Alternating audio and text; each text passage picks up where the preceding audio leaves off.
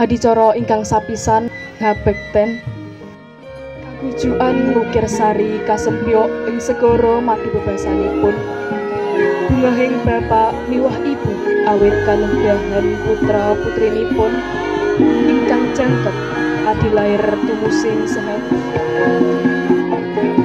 Adicara salajengipun yaiku nasihat.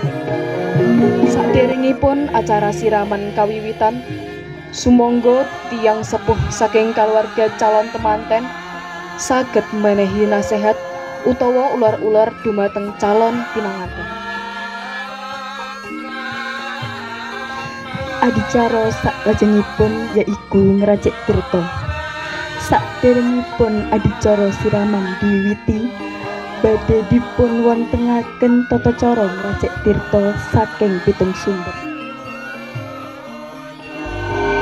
Salajengipun diterasaken siraman.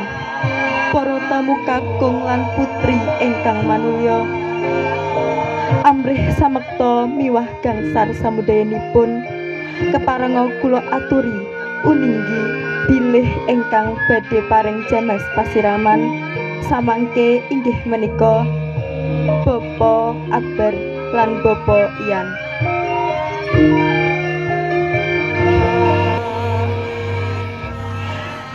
Dipun kucuraken dening panjenenganipun Bapak Akbar Sarimbit lan Bapak Ian Sarimbit kangge wudu calon pinanganten Nak Mas Bagus Arsyad ugi Nimas Ayu Farazia. Adicara salajengipun yaiku pecah kendi. Sasampunipun jamas tirta kendi, salajengipun kendi badhe dipun pecah.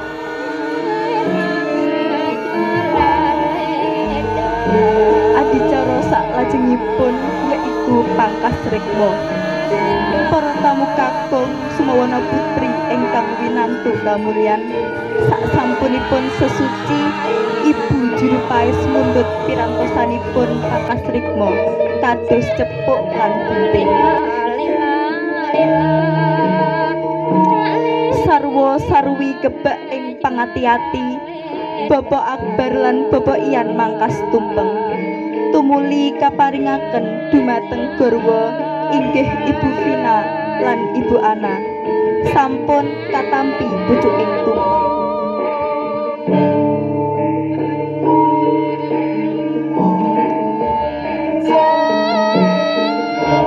Adicara salajengipun yaiku kondongan. Para tamu kakung semawana putri ingkang winatu ing suka basuki, titi laksana adicara ing salajengipun inggih upacara bopongan utawi gendongan.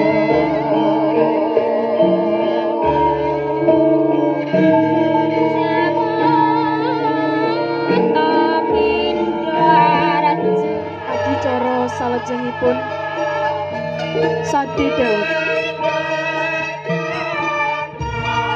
kawuryan Bapak Ian lan Ibu Ana lan Bapak Akbar lan Ibu Vina sampun miyos saking panti.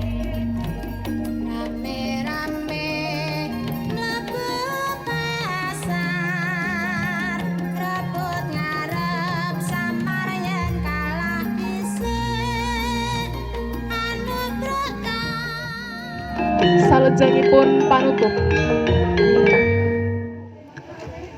Mekaten napa ingkang saged kula aturaken wonten adicara siraman menika. Mboten kesupen kula ing ngriki minangka sesulihipun ingkang hamektu gati. Wassalamualaikum warahmatullahi wabarakatuh.